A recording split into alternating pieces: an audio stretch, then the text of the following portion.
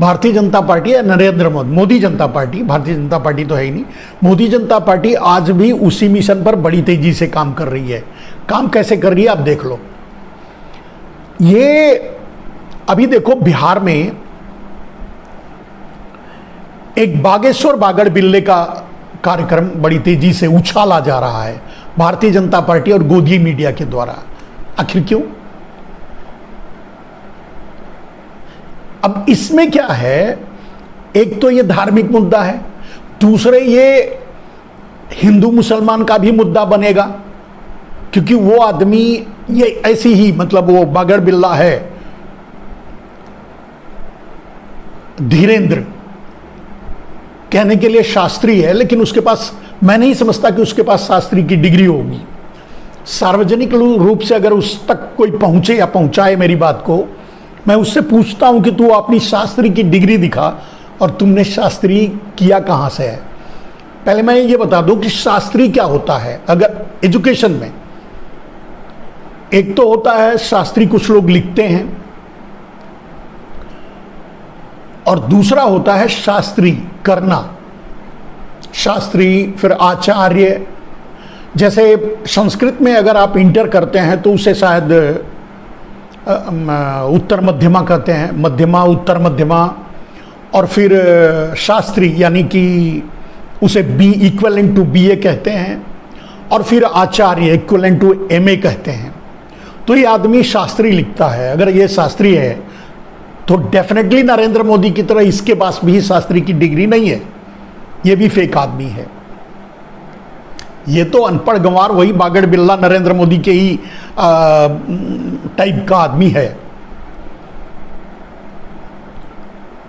लेकिन उसको आगे करके आपने देखा कि बिहार में सारे मंत्री संतरी, पूरे प्रदेश के भारतीय जनता पार्टी, पूरे प्रदेश की भारतीय जनता पार्टी उसकी आरती उतार रही है।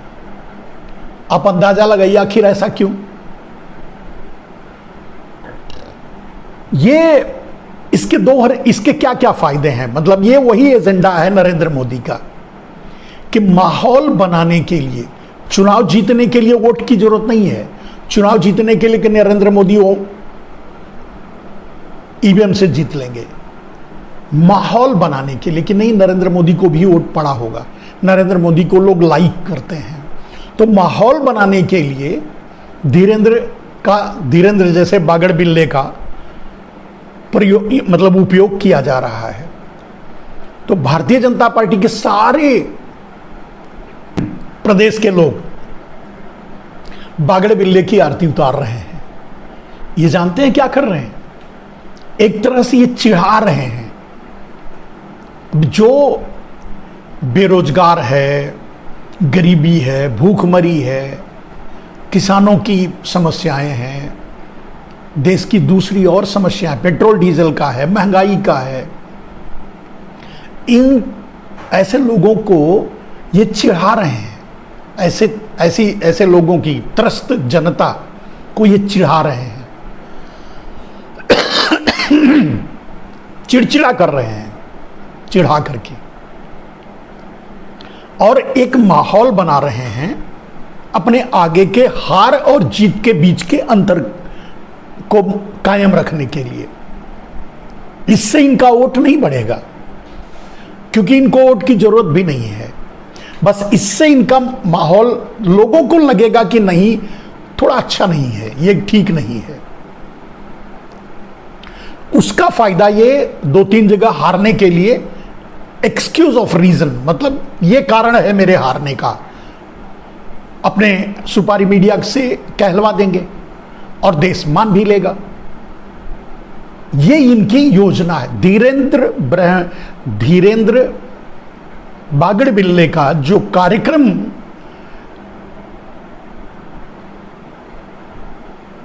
बिहार में चल रहा है, वो सिर्फ और सिर्फ एक माहौल को गर्म रखने के लिए चल रहा है। और ऐसे बहुत से कार्यक्रम किए जाएंगे। बागड़ बिल्ले का कार्यक्रम होगा, और भी बहुत से भगवा दलालों को और दूसरे लोगों को उतारा जाएगा इस तरह के कार्यक्रम करने के लिए, लोगों को चिढ़ाने के लिए। लोगों का मखौल उड़ाने के लिए, मजाक उड़ाने के लिए, जो आज गरीबी से त्रस्त हैं, जो भूखमरी से परेशान हैं, जो बेरोजगारी से लड़ रहे हैं, जो पेट्रोल डीजल की महंगाई से पूरी तरह से उनकी अर्थव्यवस्था ध्वस्त हुई है, उनको चिढ़ा रहे हैं। ये सिर्फ वो माहौल बना रहे कि लोग ये न कहें कि जैसे आज मैं कह रहा हूं कि एक साजिश के तहत नरेंद्र मोदी वॉक ओवर दे रहे हैं, आगे कोई और ना कहे और यही बात लोगों तक ना जाए, इसके लिए ये माहौल क्रिएट किया जा रहा है कि नहीं। मैं अभी जैसे मैंने कहा कि अगर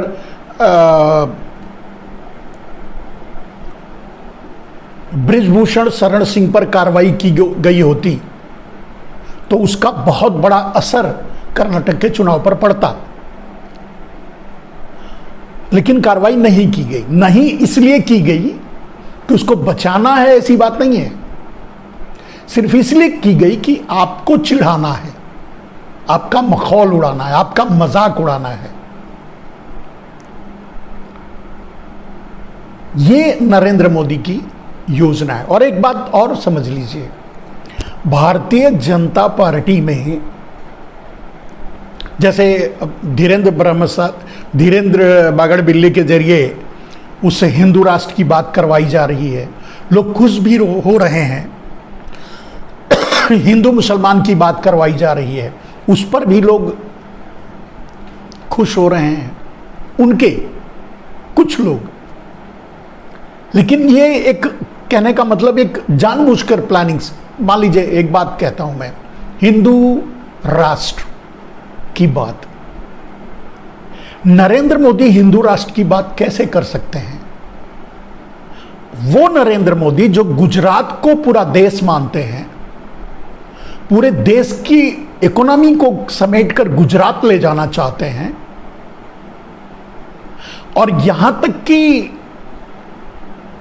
जिस दिन नरेंद्र मोदी को लगेगा कि अब मैं प्रधानमंत्री नहीं बनूंगा, तो वो टुकड़े टुकड़े गैंग की तरह मैदान में उतर आएंगे, संसद पर हमले करवाएंगे,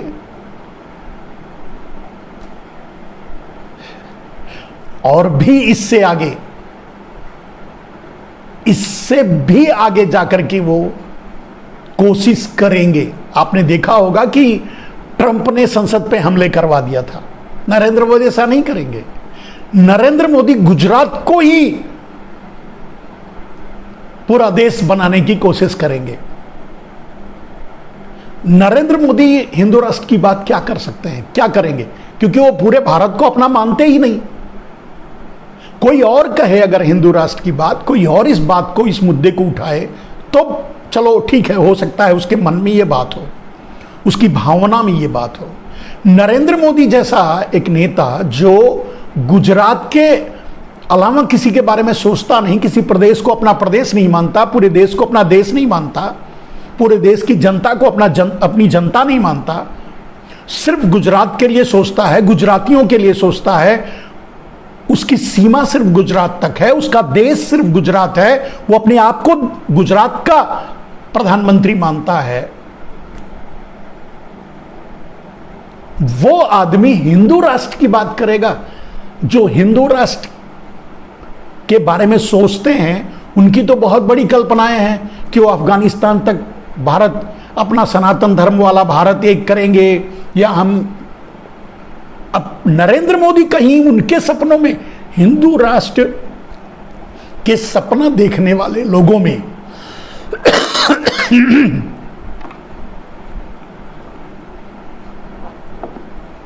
कहां फिट होते हैं?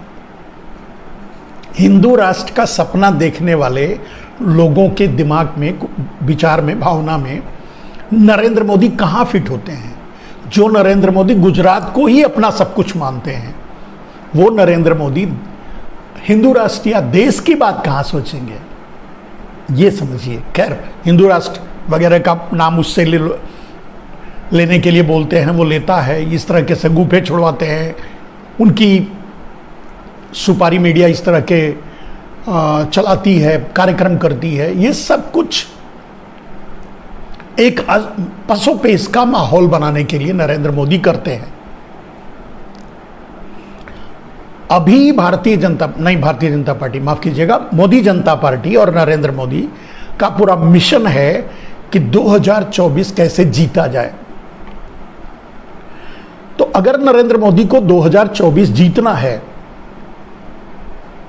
तो उनके लिए सबसे बड़ा काम है ईवीएम को बचा के रखना, पॉइंट नंबर 1।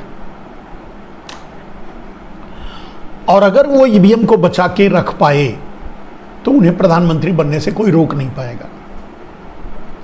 अब इनमें कुछ घटनाएं अगर हो जाए, जैसे सुप्रीम चंद्रचूड़ जैसे लोग, सुप्रीम कोर्ट अगर इसमें इंटरफेयर करे, मैं चैलेंज करता हूं, अगर कल सुप्रीम कोर्ट ये डिक्लेयर कर दे कि मतलब अगर कोई PIL लाए और सुप्रीम कोर्ट उस पर सुनवाई करे और ईवीएम को बैन कर दे, कल ईवीएम को बैन करने का आदेश सुप्रीम कोर्ट दे और कल सुबह अगर दे, शाम तक नरेंद्र मोदी इमरजेंसी डिक्लेयर कर देंगे। नरेंद्र मोदी के पास ईवीएम के अलावा कोई चुनाव जीतने का हथियार नहीं है। 2019 में भी नरेंद्र मोदी ईवीएम से ही जीते थे, जबकि इतनी बड़ी संरचना कर डाले, हमारे 40 सैनिक मारे गए, उनके नाम पर उन्होंने वोट मांगा। वो एक माहौल क्रिएशन था, माहौल बनाने के लिए कि नहीं, नरेंद्र मोदी के प्रति माहौल है, ये जताने के लिए, कहने के लिए, बोलने के लिए कि देखिए मैं तो इस नाम पे जीता हूं, राष्ट्रवाद के नाम पे जीतता हूं, लोग मुझे वोट देते हैं। लोगों का वोट कहीं गया और जीते नरेंद्र मोदी। पुलवामा की घटना के बाद जो पूरी की पूरी नरेंद्र मोदी की कॉन्स्पिरेसी थी, उसके बाद भी नरेंद्र मोदी को वोट नहीं मिले थे,